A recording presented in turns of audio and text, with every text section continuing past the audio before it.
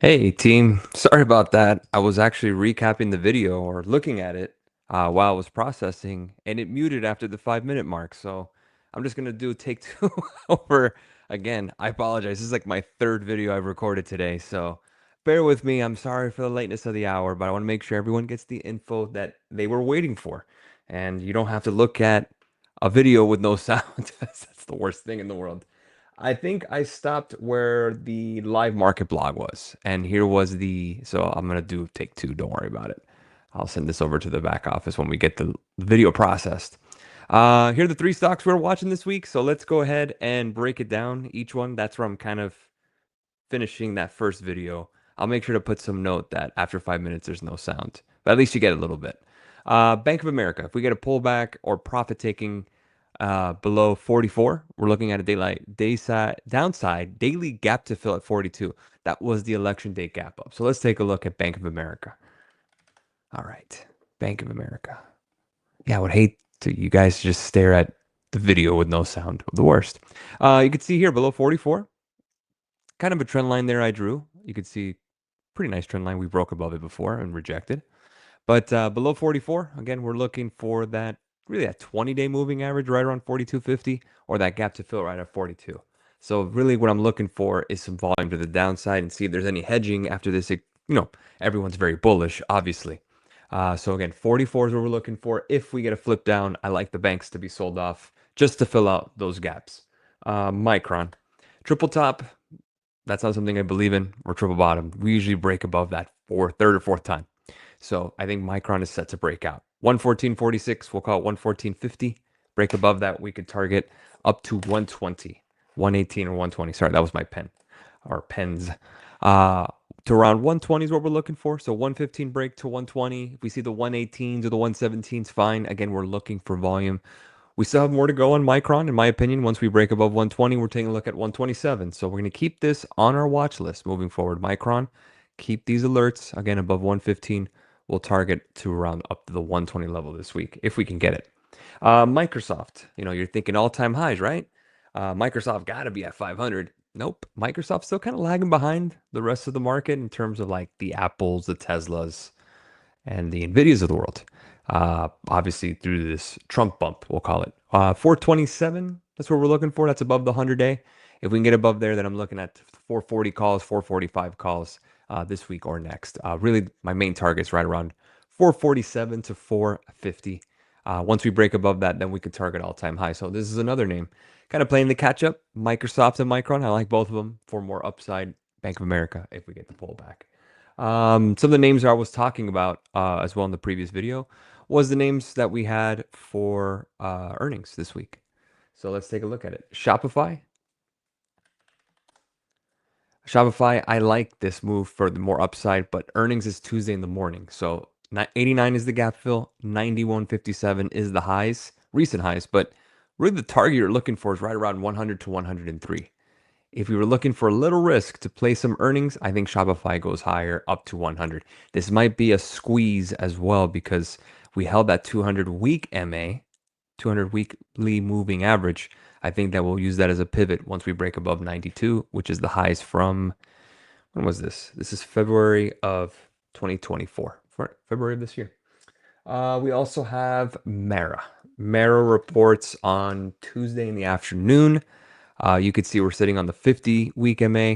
Got to break above 2009 or 20. That gets you above the 200-week moving average, and it gets you clear above the 200-day moving average. So above 20, get us to 2250 is what I'm looking for. Mara, we'll wait for earnings or if we get a Bitcoin pop like we're getting now. Disney is another name that I'm looking at for more upside, but I need to get above 101.28. This is part of earnings for this week on Thursday. Again, let's use that 200-day moving average as kind of our ceiling for the first, kind of for now. It's not the first, for now. Once we break above that, I do like 105 to around 107, but there is a nice gap to fill at 110. So we'll use 110 as our main target for Disney moving forward until the end of the year. What else we got here? AMAT. AMAT. They report this week as well. I think Micron's a better setup, to be quite honest, but Micron will push with the other semiconductors if AMAT pushes higher as well. AMAT needs 215 currently. Uh, yep.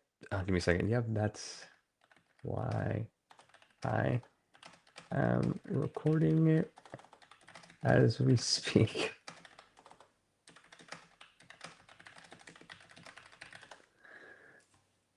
So talk about doing it live. Z Guru audio on YouTube recap stops at 4:49. That was at 5 minutes, but that's why I'm recording it. Just giving everyone a heads up that we're doing it live. Doing it live. This is how it goes. So I'm pretty much going to get a ton of messages that, hey, there's no volume. The worst. I'm so sorry, guys. So that's why I'm doing this video again. Got to redo it. And this will be like the take two. So I'll make sure to update the information as we go along. Let's go to the earnings calendar. Baba, there's nothing there. I checked. Not much there, but I do like Shopify. Spotify, I talked about that on the video without the sound. And the main thing there is we need a stock split. It's at $400 a share. If we get a stock split, I think that'll push the stock higher. A lot of this is the Joe Rogan effect, too, after the election. But again, not much to do there when it's at all-time highs. That's Spotify. That reports. I thought I saw Spotify here. Did I? Yeah, Tuesday after the close. Oh, there's one more. Oxy.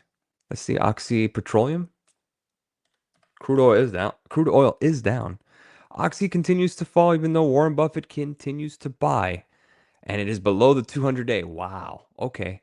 This may have more action down to 43.39.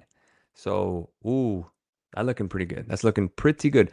Keep an eye on the volume on Oxy. We may be able to get a short there. Again, I know with earnings, but we'll keep an eye on it. So that's what I'm looking for. Let's take a look at Discord one more time. Economic reports, CPI. That's the big one. That's actually my birthday, Wednesday, November 13th. CPI will be, in my opinion, inconsequential. We still have inflation falling. Unless we get a major spike in CPI that really just stands out, I doubt that's the case. Crude oil has fallen in the month of October. So remember, crude oil is a big part of inflation. The lower crude oil prices, usually it's the lower inflation as well. Obviously, crude oil is for everything. So CPI and PPI both expect them to be lower because of crude oil. Fed Chair Powell speaks on Thursday, and we got core retail sales on Friday. Uh, President-elect Trump has said that he's going to have more of a hands-on approach in terms of the Fed. We don't know what that really means. Maybe Fed Chair Powell speaks of it on Thursday, maybe. I guess we're just kind of looking for an excuse for some kind of pullback or profit taking here. Maybe CPI gets that, but I think CPI and PPI will give everyone an opportunity to buy the dip on some names if we do get a pullback. I was aware of this. So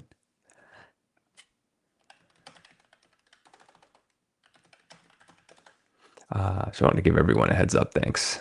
See, I love the feedback from our members. They're really invested. They really love this place, and I love doing it. So glad to be with you. I'm sorry again about the no no sound there. What else I was showing off here was how great we did this past week. I was looking at the trophy room, how crazy y'all did. I mean, Tesla, love the board. Wells Fargo, crush it. Yeah, this is the Wells Fargo, that 452%. Drew Rosso, very nice. That's what I love. Look at this. Tesla across the board. Beautiful, beautiful. This is what I like to see. This is what I do because I enjoy this stuff. It's 2,248%. It's insane. I love it. I love when you guys are doing great. This is why I do the things that I do because I love to do this stuff. All right, I think we went over most of everything. Live market blog, we got 3 stocks.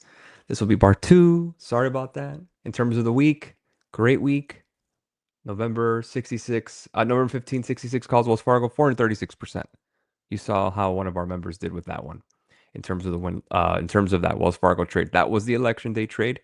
We had Citi and we had Wells Fargo, if you guys remember. We took Citi. Citibank did soar to 400% as well. So again, that was that Trump bump. We expected banks to move higher because of that. Energy XLE, we got it the second time, up to 170%. Palantir, as high as 533%. Crazy. Intel got 33%. Amazon didn't work out. We thought that we would get that rejection. Even Jeff Bezos sold into that. He sold below 200. So that wasn't enough after the election sore job that we got in stocks.